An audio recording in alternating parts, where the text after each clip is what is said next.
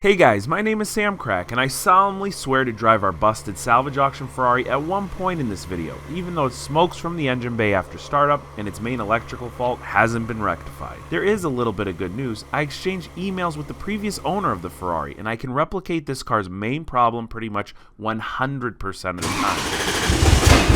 It runs rough again. The bad news though, I have little clue on how to solve this problem. If you're new to the Ferrari project, this is a car that I bought from salvage auction about 1,000 miles away from me sight unseen. It has what I would consider pretty minor undercarriage damage and a strange electrical issue. When you buy a car from salvage auction with some sort of physical damage, things always seem straightforward. You got a dent in a panel, you fix the dent. But electrical on a Ferrari? Well, I had no clue where to start, but I've made some progress. 9 times out of 10, when I get a car from salvage auction, the battery is dead. That's likely to the car sitting at auction for several months before being auctioned off. The first time I saw the Ferrari in person was when it was driven effortlessly off its trailer directly into my garage. The Ferrari's battery was indeed dead, but the car was able to be started because the transporters hooked up a battery jumper box. The next morning after the oil overfill fiasco, I replaced the dead battery with the new one. I started it up and it sounded great. Moved it outside for a little cleaning, then went to start it back up and it sounded terrible and it wouldn't move under its own power. We're in first gear. Come on, let's go. Uh-oh. Now there's no power. This Ferrari is exhibiting very similar behavior to any other car I've worked with that has a bad or loose ground connection. One minute things are working perfectly, and the next, every light is on the dashboard, and it's freaking out. But we have a very clear pattern here. This car starts and runs perfectly along with all of its other systems the first and only the first time after hooking up the battery. Just fixed up all my connections on the battery. There was one wire that was loose on the ground. Let's see what this says. Specifically this screen right here. See how that says check OK? That means when I go to start this car up, listen. It purrs, it runs perfectly. And when I go and I put it in reverse, oh, let's try that again. There it goes into reverse. And the car moves. Come on, it couldn't be that easy, right? Hit that immobilizer. I'll put the key back in the ignition. This is literally seconds after shutting it off. And look, it no longer says check OK. It has that ASR light with a slash through it. That means when I go to start it, watch. It runs rough again. Now if we freeze the frame here, we can see all the lights on the dashboard. In the bottom left, we've got the check engine light. When I scan that, I only get one code, a P0600, which according to Ferrari means that the engine computers aren't communicating properly with the engine. That's probably why it misfires and sounds really rough. Second light, the ASR with the slash through it. ASR is basically your traction control. And the other important light here on the right side is your F1 transmission light, telling you you've got a fault there. Now all three of these systems work together, so it makes sense that all three of these lights are on at the same time. What doesn't make sense is why this car only works once after the battery is hooked up. Now where the undercarriage damage is actually the same exact place that the battery sits and where a lot of your major wiring harnesses are. I spent several hours inspecting this area. Now the battery terminals look to be in pretty poor condition and the wiring was a little loose. I bought brand new battery terminals, installed those, and snugged everything up. I even went and bought a spare battery to make sure my battery wasn't causing the issue. But the problem still remained. Experiencing all this, I asked the previous owner, after the car was involved in its accident, did it have any mechanical issues? And the answer was no. The car was totaled out specifically for that undercarriage damage, and the car still started up and ran fine even after the accident. That's an important tidbit of information because it solidifies my findings of nothing physically wrong with something in the wiring department. At auction, cars are jump started all the time, and like I told you earlier, this car was jump started when it was brought off the trailer. And if you look online, jump starting a Ferrari is apparently a big no-no and can really mess with the electrical system. If I had to take a wild guess, I think we have a problem with our engine control modules. When the battery is disconnected from this car, it erases all the temporary parameters that are in these modules, and when you hook the battery back up, the car needs to be driven so that all these parameters are recalibrated. Could you imagine if just driving this car fixes our problems? It will be the most incredible feeling ever. So let's give it a shot. But before we do, we have to throw on a new set of wheels and tires because our original ones are damaged, and tidy up the engine bay.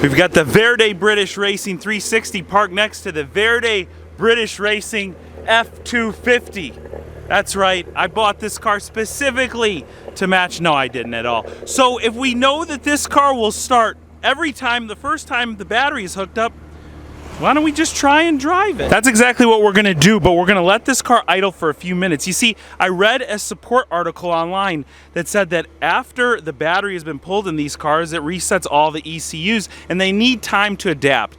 Now, I've heard that a million times on a bunch of different makes and models. Is it true for this one? Well, we're gonna find out, but maybe that's been our problem all along. I've only been starting it for a few seconds and then shutting it off. Maybe this car just needs to be run. And then once this car idles for several minutes, we can actually take it out on the road. I'm not gonna go too far away because I don't wanna get stranded. And we're gonna see if it runs well. Now, while we're waiting for this car to warm up, I do wanna show off the new wheels. These came from Fur Parts, and I have to give a big thanks to the guys over at Fur Parts, because when I called them up and I said, I need a set of wheels for my 360, they told me, yeah, we got a great set for you. We know you're into repairing stuff. These ones, you know, they're just in okay shape. So they came to me looking like this. I took them to the powder coating shop, and I told them I wanted silver. I wanted this car to have the classic look that it came with. And so we went with silver, but they threw a little extra metallic in there for me. And check it out, these things really sparkle in the sun. In my opinion, these wheels, they look great on this car because this is what this car originally came with, but they do have that kind of basic look. Might these be switched out in the future? Possibly, but for right now, we're gonna run with them, and I'm almost positive they're gonna ride a lot better than those 20s with rubber bands that we had on before. I don't know if you could see, but there's definitely some smoke coming out of the engine bay here. That's pretty normal for a Ferrari, right? Let's just check that before we actually take it down the road. That's all we need is for this to end in flames. Yeah, that's just oil burning off the exhaust.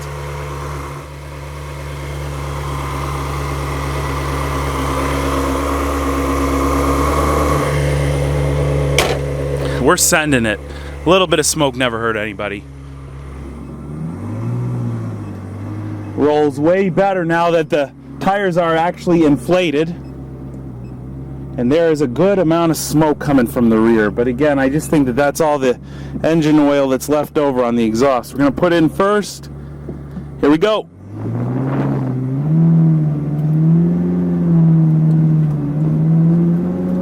And it's rolling. Now we got some clanking going on. That's just a few tools I have in the passenger side in case we break down, and I'm taking this for a parking lot lap right now. In case I get broken down, I'll be in the parking lot. It's actually in second gear. I don't know how it got there, but I must have accidentally clicked it a few times. All right.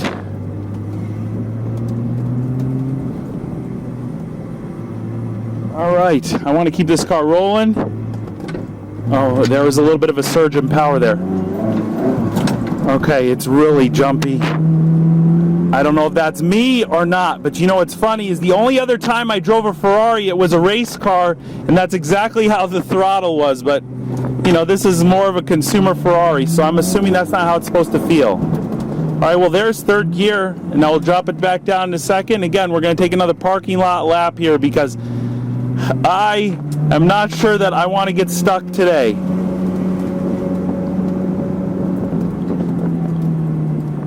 And it's running, I think, pretty good. Well, geez, I shouldn't say that so early.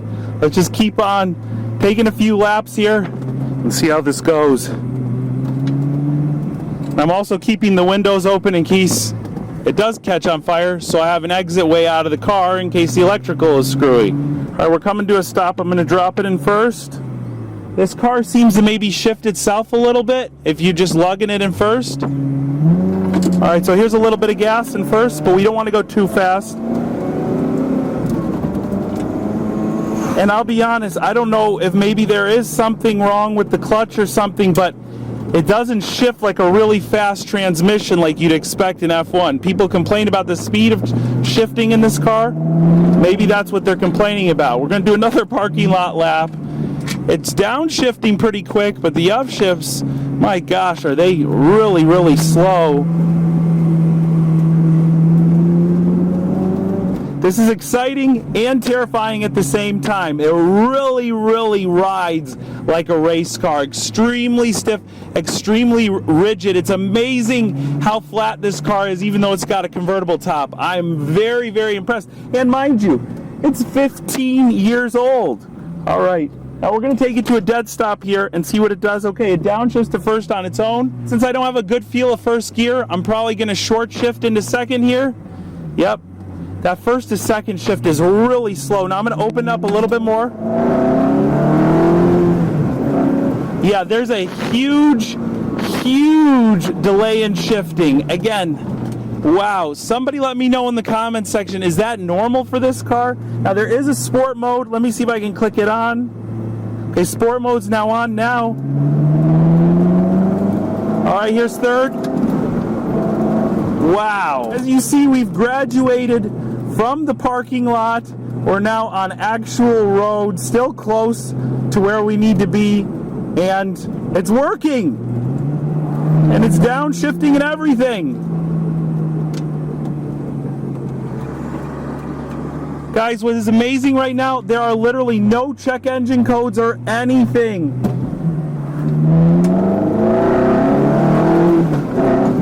Now the interesting question will be, now that we've stretched this car's legs a little bit, will it work again? Who knows?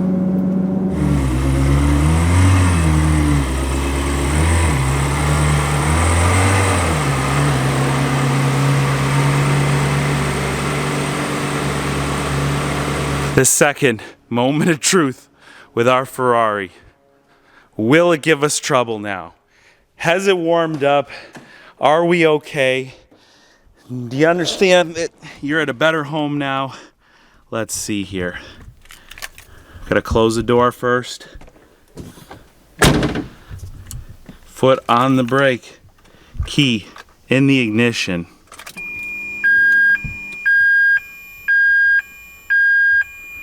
What? We gave it our best shot, but I'm disappointed in you, so I'm going to go see another Italian car. I've been talking about the Salvage Supercar rebuild project for a while now, and that's what you probably thought the Ferrari was, but it's not. Several months ago, I won an incredible insurance lot at the Salvage auction. It's the most amount of money I've ever spent on a salvage car, but I think it's gonna be an incredible value. Now, over these last few months, I've been accumulating all the parts necessary to build it, and right now I'm on the way to V-Tune's garage, where the car is sitting, along with all the parts, and we're gonna try and knock it out in just a few days. Now don't worry, the Ferrari's not going anywhere, and I plan on nailing it down the second I get back from V-Tune's garage. And I've made a handful of calls. I think the Ferrari is going to need some diagnosis in those ECUs or ECMs, and possibly some replacement parts, which is gonna take a little bit of additional time, so this will be perfect to fill that time. And when we get to V-Tune's garage, I hope he's gonna pull the truck frame really quick. We'll check out the Focus RS, which I heard is pretty much finished,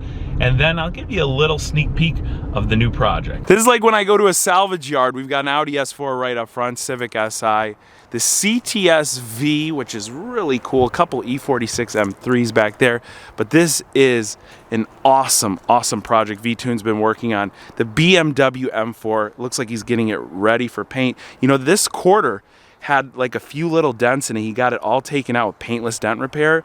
This has not been repainted. This is a beautiful job. Let's see if we can find him.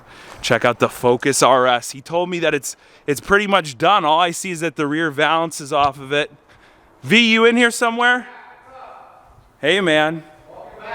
Good to see you. Listen, this thing looks amazing. Check it out. What needs to be done? We're actually just missing a couple more stuff underneath. We're actually prepping it to start drifting, so. Drift mode on. Check out those blue parts in the engine bay. Look awesome. All right, man. You want to pull the truck? Yeah, let's do it.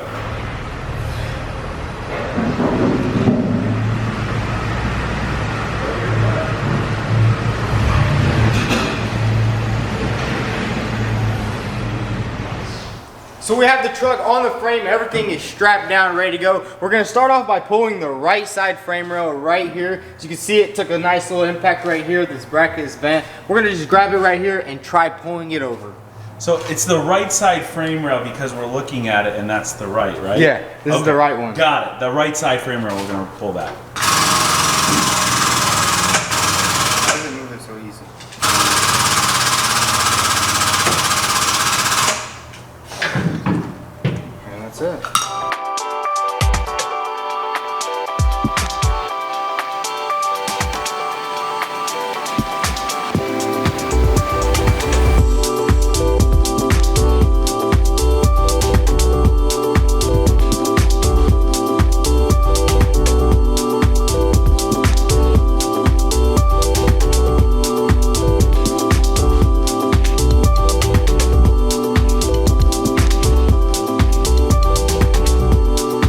Dude, it's done. Finally, we got the truck done. We did have to pull the rail like an inch. So we got that pulled out. We put the bumper on. Everything looks good. Now we need to take the truck off and get it to alignment.